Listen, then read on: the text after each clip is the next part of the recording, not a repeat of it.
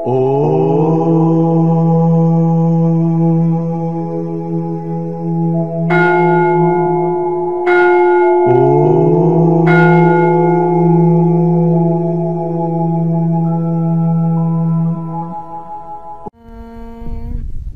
స్వరూపులైన మీ అందరి హృదయంలో ఉన్న చైతన్య రూపంలో ఉన్న పరమాత్మకి ప్రణమిలుతూ కేఎంసీ ఛానల్ ప్రేక్షకులకి నమస్కారము. మనము ఆధ్యాత్మిక ప్రశ్నలు జవాబులు అనే శీర్షికలో మనము 37 పూర్తి చేసుకుని 38వ భాగంలోకి వచ్చినాము.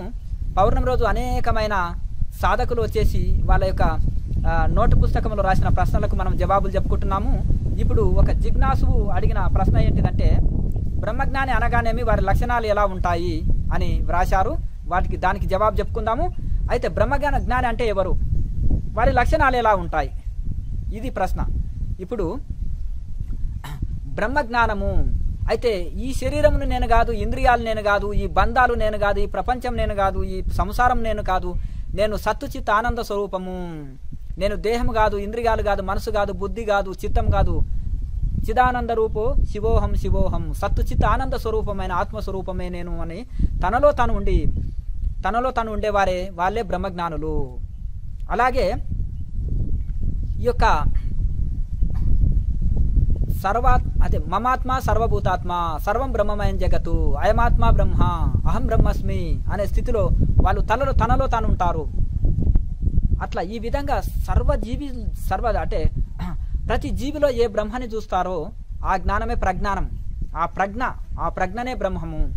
ఆ ప్రజ్ఞాన స్థితిలో ఉండే వాళ్ళే బ్రహ్మజ్ఞానులు. కనుక ప్రతి జీవిలోనే బ్రహ్మని చూస్తారు. అయితే తనలో ఉండే ఆత్మని చూసిన వాళ్ళు ప్రతి జీవిలో ఉండే కూడా ఒకటి తెలుసుకుంటే రెండవది తెలుస్తుందండి. ఇప్పుడు మనము కళ్ళకు ఏదైనా కట్టుకున్నాము, ఇప్పుడు ఒక కుండలో ధాన్యాలు ఉన్నాయి, ఒక చేతిలో తీసుకున్నప్పుడు అవి మన చేతిలోకి వచ్చినవి చూస్తే ఆ కుండలో మొత్తము బియ్యం ఉన్నాయని మనము తెలుసుకోగలుగుతాం, ఎందుకంటే చేతిలోకి వచ్చినవి దాన్ని చూసి. అలాగే అన్నం అయినప్పుడు పూర్వకాలంలో కర్రల పొయ్యి మీద వంట చేస్తుంటే అన్నం అయిందా కాలేదా అని ఒక మెతుకుని చూసి ఇలా అనేవాళ్ళు. అయ్యిందంటే ఒక మెతుకు అయితే ఇంకా మిగతాదంతా అయ్యిందని తెలుసుకునే వాళ్ళు. అంటే ఒకటి తెలుసుకుంటే అన్ని తెలుసుకుంటారు. అలాగే తనలో ఆత్మని దర్శించిన వాళ్ళు, తనలో తాను ఆత్మానుభూతి పొందిన ఋషులు ప్రతి జీవిలో ఆత్మని చూడగలుగుతారు. ఈ శరీరం ఆత్మతోటి నడపబడుతుంది. శరీరము జడము, ఇంద్రియాలు జడము, అందులో ఆత్మ చైతన్యం. ఆత్మ పోతే శివంగా మారుతుంది, శివం పోతే శవం. కనుక తనలో ఆత్మని దర్శించిన ఋషులు అన్నిట్లలో దర్శించగలుగుతారు. ప్రతి జీవిలో ఆ చేతనమే, ఆ యొక్క జీవుడే బ్రహ్మ. ప్రతి జీవిలో ఉండే జీవుడే బ్రహ్మ, ప్రతి జీవిలో ఉండే జీవాత్మనే పరమాత్మ. అందుకనే ఆ విధంగా చూసుకొని మమాత్మ సర్వభూతాత్మ, నాలోనే ఉండే ఆత్మనే అన్ని జీవుల్లో ఉంది, అన్ని జీవుల్లో ఉండే ఆత్మనే నాలోనే ఉంది అని ఇక ఏ జీవికి భేదం ఎంచకుండా అన్నిటిని సమానంగా చూస్తారు. ఇప్పుడు అందుకనే మనకు భగవద్గీతలో కూడా చూడండి, ఒక వేదమును చదివిన పండితుణ్ణి సమానంగా చూస్తాడు. అలాగే ఒక చండాలుని, ఒక ఏనుగుని, ఒక కుక్కని, అది కుక్క మాంసం తినే చండాలుడిని ఏ విధంగా చూసినా కానీ అన్నిట్లలో సమానంగానే చూస్తారు. బ్రహ్మజ్ఞానులు అన్నిట్లో సమదృష్టే కలిగి ఉంటారు. వాళ్ళు చూసేది లోపల ఆత్మదృష్టితోటి చూస్తారు. చర్మ దృష్టితోటి చూస్తేనే దీనికి కులము, గోత్రము ఇవన్నీ. ఇక మానసిక దృష్టితోటి చూస్తే అతనికి విద్య, హోదా ఇవన్నీ చూసి గౌరవిస్తాం. ఇక ఆత్మదృష్టితోటి చూస్తే ఇంకా అంత సమానమే. అందుకనే ఆత్మజ్ఞానులది ఆత్మదృష్టి. కనుక ఆ విధంగా బ్రహ్మజ్ఞానికి ఆత్మదృష్టి ఉంటుంది. అన్ని జీవులు తనలో అన్ని జీవులను చూస్తాడు, సమదృష్టి కలిగి ఉంటుంది. అంత పరబ్రహ్మనే చూడగలుగుతాడు. ఇక తనలో తాను ఉంటాడు. ఇది బ్రహ్మజ్ఞాని యొక్క లక్షణం. ఇంకొక జిజ్ఞాసువు అడుగుతున్న ఏంటంటే ఒక సాధకుడు అడుగుతున్నది ప్రశ్న ఏంటిదంటే, 3 గుణాలు అనగానేమి, అవి ఏమిటి? 3 గుణాల గలవారు వాళ్ళు తిండి, నిద్ర, పనులు, వ్యవహారం ఎలా చేస్తారు? ఒక్కొక్క గుణం వాళ్ళు వేరువేరుగా ఎలా ప్రవర్తిస్తారు? వాళ్ళ జీవన విధానం ఏంటిది అనేది ఇంకొక సాధకుడు వ్రాసిన ప్రశ్న. దానికి మనం జవాబు చెప్పుకుందాం. తమో గుణము, రజోగుణము, సత్వగుణం, ఇవి 3 గుణాలండి. ఇప్పుడు జీవుడు, దైవము. ఇది దైవం బ్రటమేలు, జీవుడు అహంకారి ఇలా చూపిస్తాడు కాబట్టి ఇది జీవుడు దైవం కలిస్తే ఈ 3 గుణాలు పోతాయి. 3 గుణాలే సంసారం. ఈ 3 గుణాల్లో చూడండి, తమో గుణము చిన్నగుంది, చిటికెన వేలు, మా ఉంగరపు వేలు ఇంకా కొద్దిగా పెద్దగుంది, ఇది రజోగుణం. ఇది సత్వగుణము, ఈ యొక్క మధ్య వేలు. ఈ 3 గుణాలే సంసారం జీవుడికి. ఈ 3 గుణాలు ఉన్నాయన్నమాట. అదే ఇదే ఇనుము, ఇత్తడి, రావి, ఈ 3 గుణాలు ఇవన్నీ బంగారంలో కలుస్తాయి. బంగారంలో కలిసినప్పుడు ఏం చేస్తాయంటే అవి బంగారాన్ని పుటం పెట్టినప్పుడు నిప్పుల్లో వేసి కాల్చినప్పుడు ఆ ఇత్తడి, రాగి, ఇనుము పోయిన తర్వాత స్వచ్ఛమైన బంగారం విలువ పలికినట్టుగా ఈ 3 గుణాలు కూడా జీవాత్మ పరమాత్మలో కలిసినప్పుడు 3 గుణాలు పోతాయి. ఇదే సంసారం. ఈ 3 గుణాలు పోయిన తర్వాత జీవుడు బ్రహ్మజ్ఞానంతో శోభిస్తాడు. అన్ని దుఃఖాలు దూరం అవుతాయి. బ్రహ్మానందంలో ఓలలాడతాడు. ఆ 3 గుణాలు పోకుండా మనకు బ్రహ్మజ్ఞాని స్థితి రాదు, అవధూత స్థితి రాదు, ఆత్మజ్ఞాని అనలేరు. కనుక ఈ 3 గుణాలు పోతాయన్నమాట. అది ఆ విధంగా మనకు ఈ 3 గుణాలే బంధము. అలాగే తమో గుణ లక్షణం చెప్పుకుందాం. తమో గుణస్థులు ఎట్లంటే పాచిపోయినవి ఇష్టమవుతాయి వాళ్ళకి. ఎందుకంటే కుళ్ళిపోయినవి తింటారు. 3 రోజుల 4 రోజుల కిందివి సారహీనమైనవి తీసుకుంటారు. అలాగే ఇంకా శుద్ధి ఉండరు, స్నానము సంధ్య ఉండదు. భూత ప్రేత పిశాచాల్లాగా ఉంటాయి. భూతాలు ప్రేతాలు ఇంట్లో సంసారం చేస్తే ఎట్లుంటుందో వాళ్ళ ఇల్లు చూస్తే అట్లా ఉంటుంది.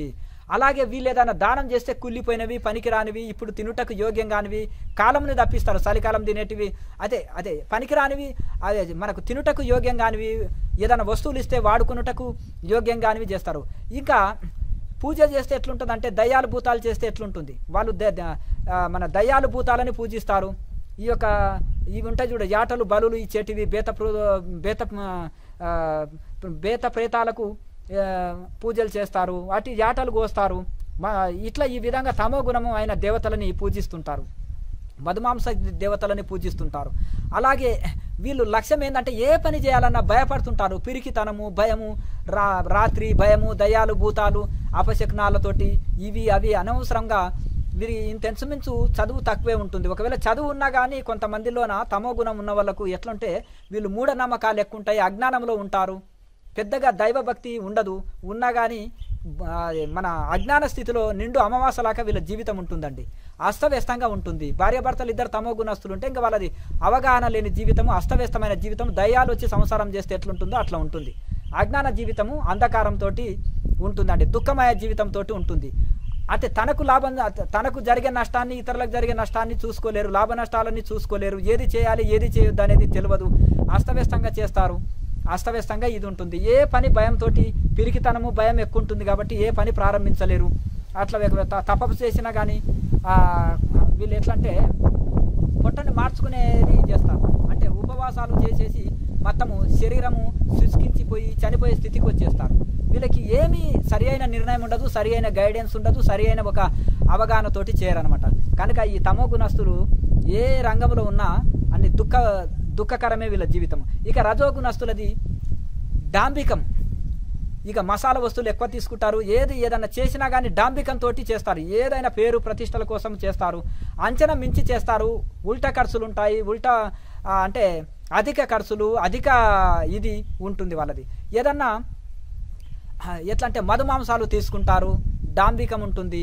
అలాగే వీళ్ళది ఎట్లుంటుందంటే ఏ కార్యం చేసినా మధ్యలో ఏదైనా విఘ్నాలు వస్తే వదిలిపెడతారు. ఆరంభ శూరత్వం అంటారు. మొదలు చాలా గంభీరంగా ప్రారంభించి ఆరంభ శూరత్వం, మధ్యలో ఏదైనా విఘ్నం వచ్చేస్తే వదిలేస్తారు. ఇక అలాగే వీరు ఏది చేసేసినా కానీ పేరు ప్రతిష్టల కోసమే చేస్తారు. కనుక ఇంకా వీళ్ళు ఏదన్నా యక్ష రాక్షసులని పూజిస్తారు. ఎట్లంటే వీళ్ళు అంతా రజోగుణము చేత వీళ్ళు ఎట్లంటే ఎప్పుడు తనదే ఆధిక్యం ఉండాలని, ఎప్పుడు ఆ పేరు ప్రత్యేకల కోసము కొట్లాడుతూ అనేకమైన దుఃఖాలు అనుభవిస్తుంటారు.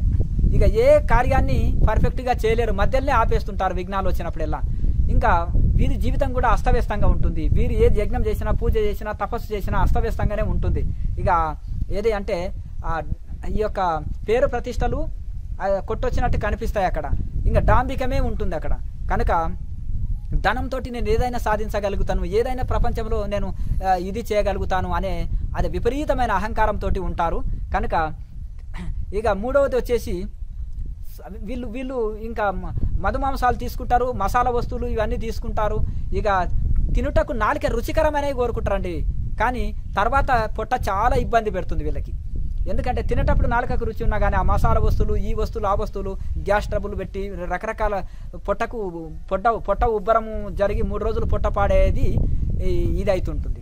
కనుక ఇంకా మూడవది సత్వగుణం. వాళ్ళు దేవీ దేవతలని, సత్వగుణ దేవి దేవతలని మంచి నైవేద్యాలు పెట్టి సత్వగుణ దేవి దేవతలను పూజిస్తారు. వీళ్ళు తీసుకునేటిది మంచి పాలు, పండ్లు, మంచి చక్కగా శాకాహారము తీసుకుంటారు. శాకాహార సంబంధించినవి తినేటప్పుడు సుఖము, తిన్న తర్వాత సుఖాన్ని ఇచ్చే భోజనాలు తీసుకుంటారు.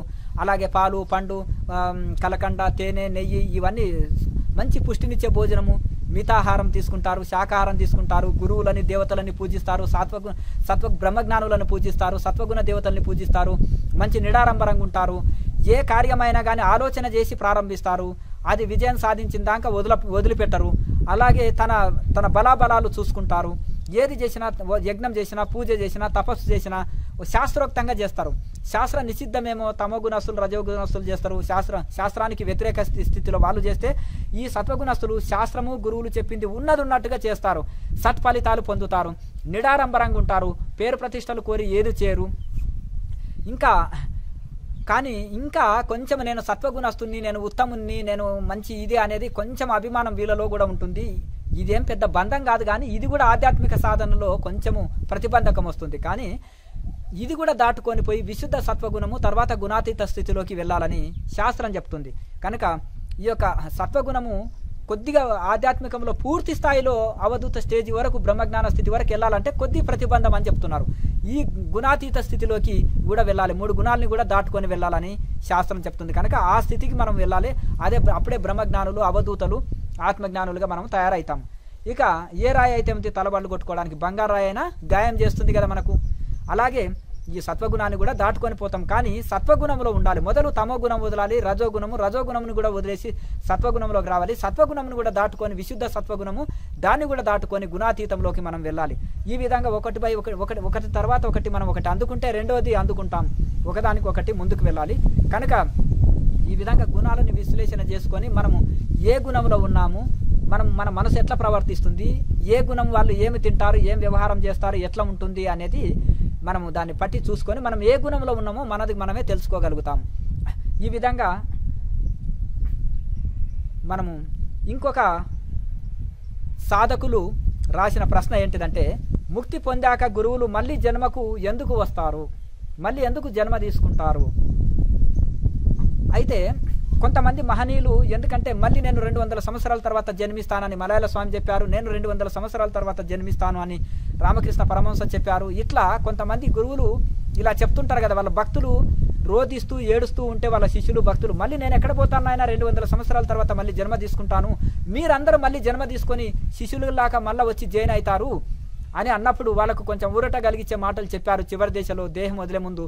మరి ఈ విధంగా మరి దీనికి కారణం ఏంటంటే, కొంతమంది మహనీయులకి ఆ యొక్క ఎవరైనా పరమాత్మ ఆజ్ఞ శిరసార వహించాలి. పంచభూతాలు చూడండి, ఇప్పుడు సూర్యుడు, గాలి, వాయువు, పంచభూతాలు చక్కగా సేవ చేస్తున్నాయి ఎవరి ఆజ్ఞవితోటి. ఎండ, వాన, చలి, ఎండాకాలము, వానకాలము, చలికాలము, చక్కగా 6 ఋతువులు, 3 కాలాలు, 6 ఋతువులు చక్కగా క్రమపద్ధతిగా నడుస్తున్నాయి. సమయం ప్రకారము చక్కగా అన్నీ అస్తవ్యస్తంగా లేకుండా చక్కగా నడుస్తున్నందుకే సృష్టి చక్కగా నడుస్తుంది. ఇక అస్తవ్యస్తంగా నడిస్తే సూర్యుడు నా ఇష్టం వచ్చినప్పుడు వస్తాను, గాలి నా ఇష్టం లేనప్పుడు నేను వీచను, అర్థమైంది కదా.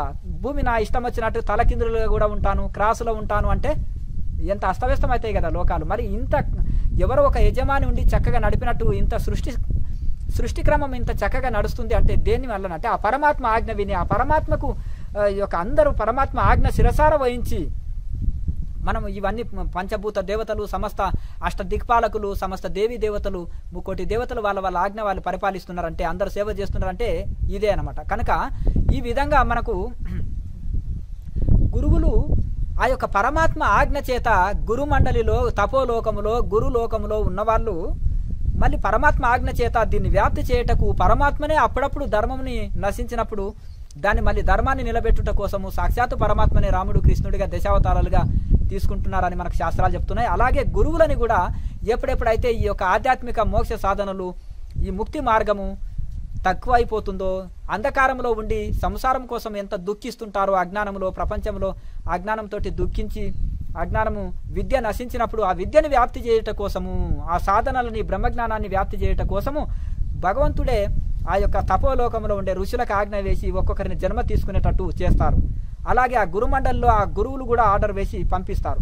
అలాగే ఇంకొకటి, నాకు ఏ జన్మ వద్దు, నాకు ఏది అవసరం లేదు అనుకున్న వాళ్ళకి ఇంకా వాళ్ళు మరి వాళ్ళ ఆజ్ఞకు వాళ్ళు కూడా ముక్తి పొందినాక కూడా వాళ్ళు ఒకరి ఆజ్ఞ వినాలంటే ఇంకా ఇంత సాధనలు చేసి ఇంకా ముక్తి అనేది ఎందుకు పెట్టిండ్రు అని మీరు అనొచ్చు. కానీ ఇంట్లో రెండు ఉంటాయి. ఒకరికి మళ్ళీ జన్మ తీసుకొని లోక సేవ చేయాలని సంకల్పం, కోరిక ఉంటుంది. అటువంటి వాళ్ళనే వాళ్ళు ఎంచుకుంటారు. ఇక నాకు ఏది అవసరం లేదు, ముక్తి కావాలనుకునే రుచి ఉంటుంది కదా, ఇంకా వాళ్ళకి ఇంకా ఏ జన్మ ఇది లేదు. మళ్ళీ ఎందుకంటే ఆ ముక్తి అనే దానికి మళ్ళీ ఇక్కడ ఆటంకం వస్తుంది.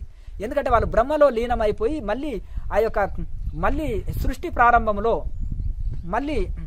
మళ్ళీ బ్రహ్మ సృష్టి చేసిన తర్వాత మళ్ళీ విశ్రాంతిలో ఉంటాడు. మళ్ళీ తిరిగి మళ్ళీ ఈ యొక్క 4 యుగాలు అయిపోయిన తర్వాత 4 యుగాలు ఒక బ్రహ్మకు ఒక పగలు, 4 యుగాలు ఒక రాత్రి అని చెప్పుకున్నాం కదా. బ్రహ్మ సృష్టి చేసి సమాధిలో ఉంటాడు. మళ్ళీ ఆయన మేలుకొని మళ్ళీ ఈ యొక్క సృష్టి లయం చేసి మళ్ళీ సృష్టి చేస్తాడు. కనుక ఆ బ్రహ్మతో సమానంగా బ్రహ్మలో లీనమయ్యి మళ్ళీ బ్రహ్మతో పాటుగా మళ్ళీ బ్రహ్మజ్ఞానులు మళ్ళీ భూమిపైకి వస్తారు. కానీ ఇంకా ఎంతో వాత్సల్యము, ప్రేమ, సంకల్పం ఉంటుంది అనుకోండి. ఇప్పుడు జరభరతుడు ఉన్నాడండి, ఆయనకు జింక పిల్లకు మీద దయా దాక్షిణ్యం కలిగింది కదా. మరి దయా దాక్షిణ్యం కలగడం తప్ప అంటారా అనొచ్చు మీరు.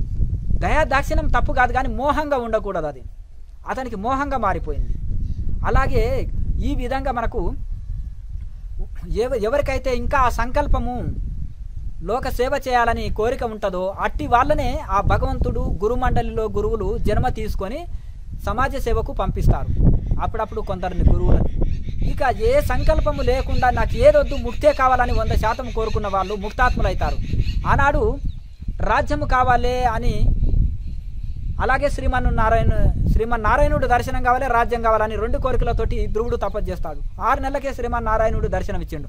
సాక్షాత్తు భగవంతుడు దర్శనం ఇస్తే నాకు ముక్తి కావాలని కోరక నేను రాజు కావాలని ఎందుకు కోరుకుంటుని అయ్యో అని బాధపడతాడు. లేదు, బాణం వదిలినవు, నీ చేతులు లేదు, అది ఇంకా లక్ష్యాన్ని ఛేదించింది, ఇప్పుడు వదిలే బాణం నీ చేతిలో ఉంది. నీకు 2 కోరికలతో తపస్సు చేసినవు కనుక ఇటు నువ్వు రాజువై, మీ తండ్రి తర్వాత నీవు రాజువై, చక్రవర్తివై, సకల భోగభాగ్యాలు అనుభవించి చివరికి నువ్వు ముక్తి పొందు, ధ్రువతారగా అయి వెలుగుతావు కనుక అని శ్రీమన్నారాయణుడు చెప్తాడు. తర్వాత తెలుసుకున్నాడు. మొదలు తెలియదు కదా అతనికి. అందుకనే యుద్ధకాండ తెలియకుండా యుద్ధం చేయరాదు. మనం మొదలే మనకు ఒక క్లారిటీ ఉండాలి. నాకేం కావాలి, ముక్తి కావాలన్నా, భౌతికం కావాలన్నా, నాకు ఇహ భోగాలు కావాలన్నా, పరలోక భోగాలు కావాలన్నా, నాకు ఏది అవసరం లేదు, ముక్తి కావాలన్నా, నచికేతుడు లాగా ఉండాలి సాధకుడు. ఈ యొక్క గురువు ఎన్ని టెస్టులు పెడతాడు యమధర్మరాజు. ఈ యొక్క ఇహలోక భోగాలు, పరలోక భోగాలు, సమస్త సౌకర్యాలు, 1000 సంవత్సరాల ఆయుష్, ఇవన్నీ ఇస్తాంటే కూడా నాకు ఏదొద్దు, నాకు బ్రహ్మజ్ఞానం, ఆత్మజ్ఞానమే కావాలి అని కోరుకుంటాడు కనుక ఉత్తమ సాధకుడి లక్షణం ఇది. కనుక ఉత్తమ సాధకుడు ఒక బ్రహ్మజ్ఞానము, ముక్తావస్థనే కోరుకోవాలన్నమాట. అయితే ఈ విధంగా ఎవరికైతే ఇంకా సంకల్పం ఉంటుందో వాళ్ళనే ప్రేరేపించి మళ్ళీ బ్రహ్మజ్ఞానం వ్యాప్తి చేయడానికే ఆ భగవంతుడు కానీ, గురులోకంలో గురుమండలిలో గురువులు కానీ పంపిస్తారు. ఇంకా నాకు ఏదొద్దు, భగవంతునిలో ఐక్యం అయిపోవాలనుకున్న వాళ్ళకి ఇంకా జన్మలోకి రారు. ఈ విధంగా మనం అనేకమైన ప్రశ్నలకు జవాబులు చెప్పుకుంటున్నాము. లోకా సమస్త సుఖినో భవంతు. ఓం